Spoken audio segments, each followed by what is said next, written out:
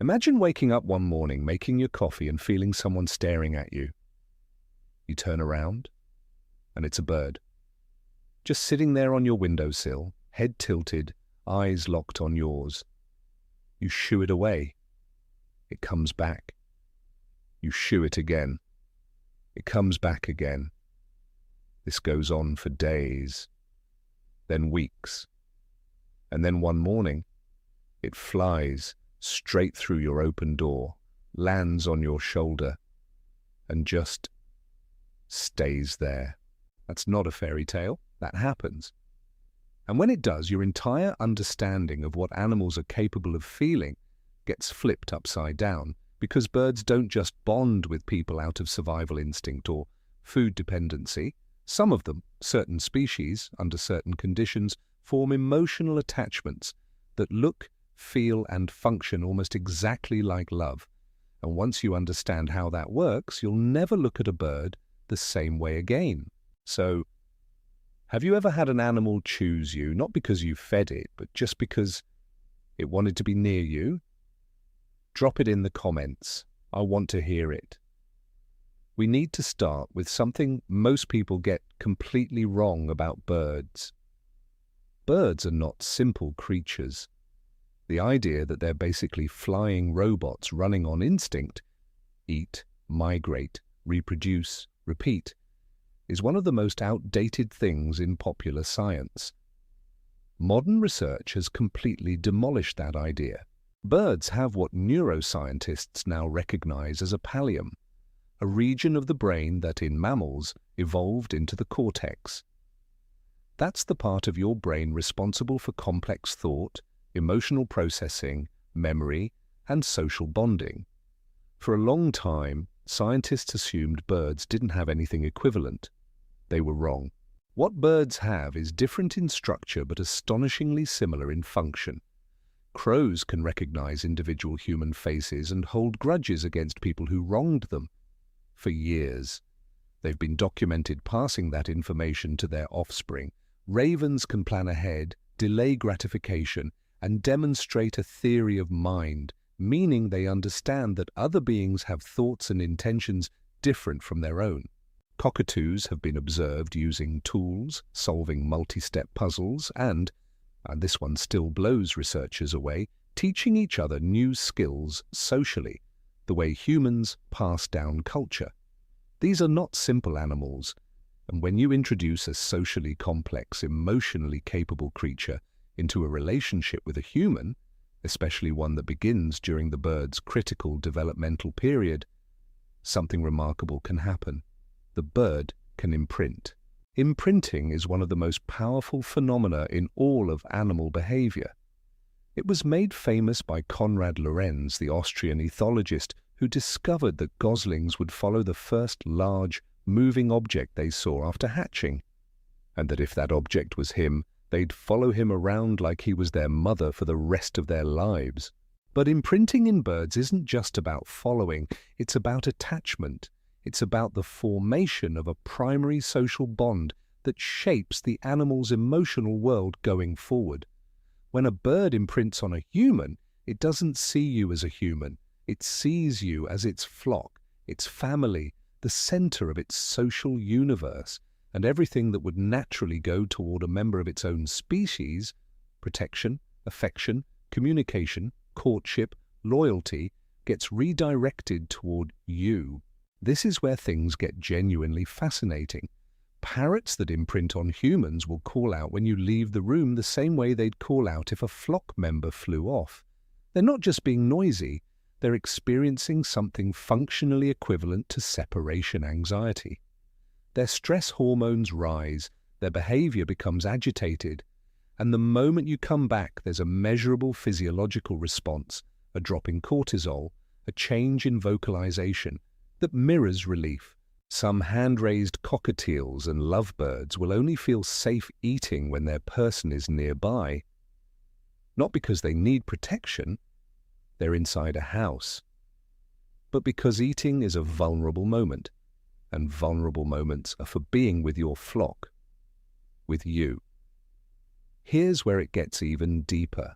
Birds that bond with humans don't just tolerate human presence, they actively seek proximity. They fly to you when you sit down. They tuck themselves under your chin. They preen your eyebrows. They bring you objects, little gifts of string or foil or seeds. The same way they bring nesting materials to a mate. That last part is important, because in many species, gift-giving is a core component of courtship. And when a bird does it with you, it's not random behavior, it's intentional, it's communicative, and depending on the species, it can be deeply ritualized. Male bowerbirds are famous for spending weeks constructing elaborate structures and decorating them with colorful objects, all to impress a mate. But what happens when a bowerbird raised around humans starts doing this behavior? It collects the things it knows its person finds interesting, shiny things, colorful things, familiar things from around the house, and it presents them with a display that, in the wild, would be directed at a potential partner. You become the partner. Now, I'm not saying birds fall in love the way we do.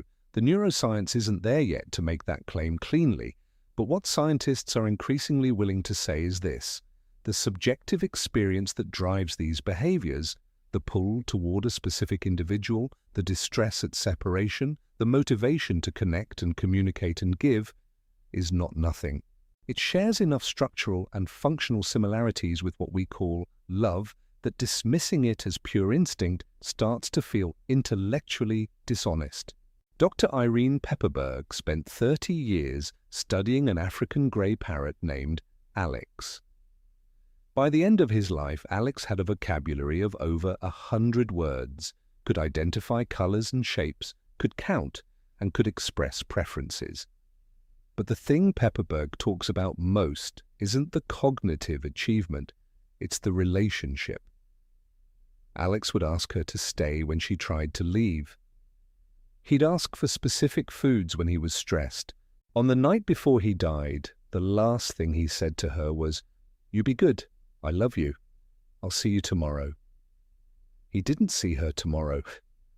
She's talked about that moment in interviews, and you can hear it, the weight of it. The loss of something that, whatever we want to call it, was real. Not every bird that bonds with a human is hand-raised. That's the part that surprises most people. Wild birds can choose you. There are documented cases, many of them across multiple continents, of wild birds that began showing up at specific humans' homes, establishing what researchers describe as cross-species friendships. Not because they were injured and rehabilitated, not because they were fed, but because something in the interaction, some quality of calm, some pattern of presence, made that person feel safe, feel interesting, feel like flock. In New Zealand, a wild tour began visiting a retired schoolteacher named Margaret every morning for 11 years.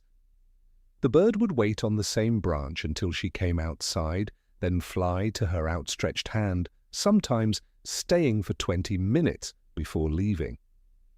It never took food from her hand, it just sat there. In Japan, a carrion crow began following a local mail carrier on his route every single day for 3 years.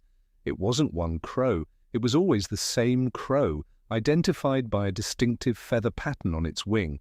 The crow didn't go to anyone else on the route, just him.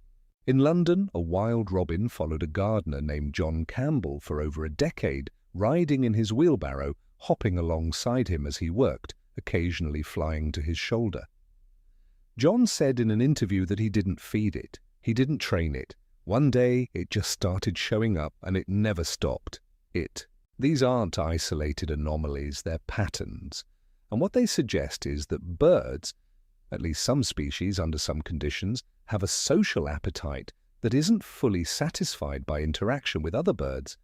They are curious about us, some of them are drawn to us, and a few of them, for reasons we don't entirely understand, decide that a specific human is worth coming back to every single day. If you already know someone who's experienced this, share this video with them, because they're going to feel seen in a way most people don't. Let's talk about what this actually looks like in practice, because the range of behaviors that birds display in deep human bonds is wider than most people realize. Vocalization is the most obvious. Birds that bond with humans often develop what researchers call contact calls, specific sounds directed only at their person. Some parrots will invent new sounds specifically to get the attention of one individual and never use those sounds with anyone else. One well-documented African grey named Nikisi had a vocabulary of nearly 1,500 words and was observed using them contextually, even coining what appeared to be new compound words when he encountered things he didn't have existing vocabulary for. But it's not just parrots. Corvids, crows, ravens, jays, magpies have been observed modifying their calls when interacting with specific humans. Not with all humans, with specific ones. The bird learns to communicate differently depending on who it's talking to. Then there's play. Birds that bond with humans will initiate play. They'll bring you a toy and wait for you to throw it. They'll do something that makes you laugh, observe your reaction, and then immediately do it again. Ravens in particular have been documented playing games, literal games, with rules, with turns, with what looks for all the world like glee when they win. And then there's grief. Birds that lose their bonded humans can show behavioral changes that last weeks or months: reduced appetite, reduced vocalization, repetitive behaviors, changes in sleep patterns. African greys in particular are well documented for what avian behaviorists describe as mourning, a sustained state of diminished function following the loss of a primary attachment. That word, attachment, is the right word. Attachment theory, developed by John Bowlby to describe the emotional bond between human infants and caregivers, has been extended in recent decades to explain the bonds that humans form with pets. But researchers are now asking whether it works in the other direction. Whether animals form genuine attachments to humans, not dependency, not conditioning, but attachment in the full psychological sense of the word. The evidence for birds is compelling. When the attachment figure is present, the bird is calmer, more exploratory, more willing to engage with novel stimuli. When the attachment figure is absent, the bird becomes vigilant, vocalizes more, and seeks proximity to anything familiar. When the attachment figure returns, there's a specific reunion behavior, approach, contact, vocalization, that follows a consistent pattern. That's attachment, textbook attachment. And the reason it matters isn't just scientific, it's ethical. Because if birds can form genuine attachments, if they can experience the presence or absence of a bonded individual as emotionally meaningful, then we have to take seriously what it means to separate them from those bonds, what it means to relocate a bonded parrot to a new home, what it means to keep a highly social species in isolation, what it means to let a relationship develop and then abandon it. These aren't rhetorical questions. They're ones that bird sanctuaries, veterinarians, and animal behaviorists are actively wrestling with right now. So what do you do if a bird chooses you? First, don't try to accelerate it. The birds that form the deepest bonds are the ones whose bonds developed at their own pace. Forced interaction, restrained handling, food coercion. These can create surface-level compliance, but they undermine the trust that real attachment is built on. The birds that truly love their people are the ones who were given the freedom to leave and chose to stay. Second, pay attention to what the bird is trying to communicate. Every species has a vocabulary, postural, vocal, behavioral, and learning it changes the relationship entirely. A cockatiel with raised crest feathers and dilated pupils isn't just being cute. It's telling you something specific. A crow that bobs its head while making eye contact is doing something intentional.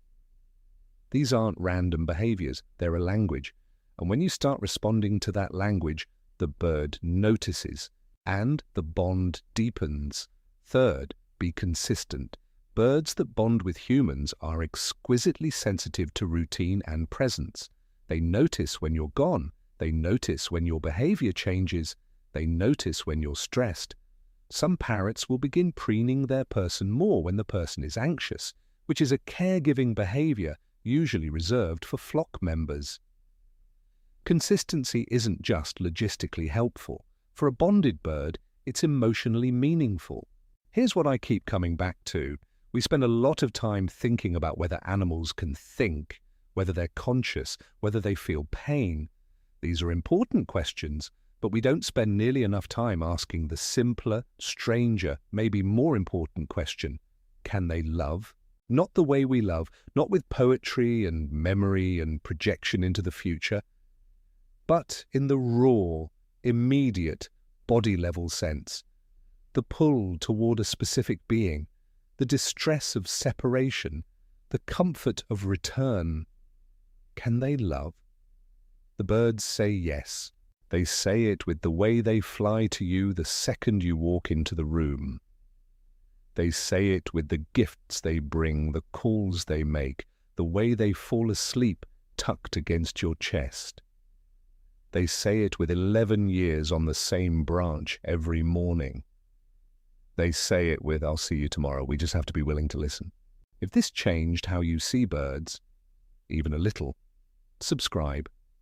Because we go deep on animal consciousness, behavior, and the science of emotional bonds between species.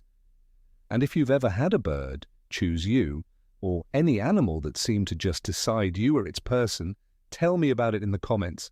I genuinely want to read every single one.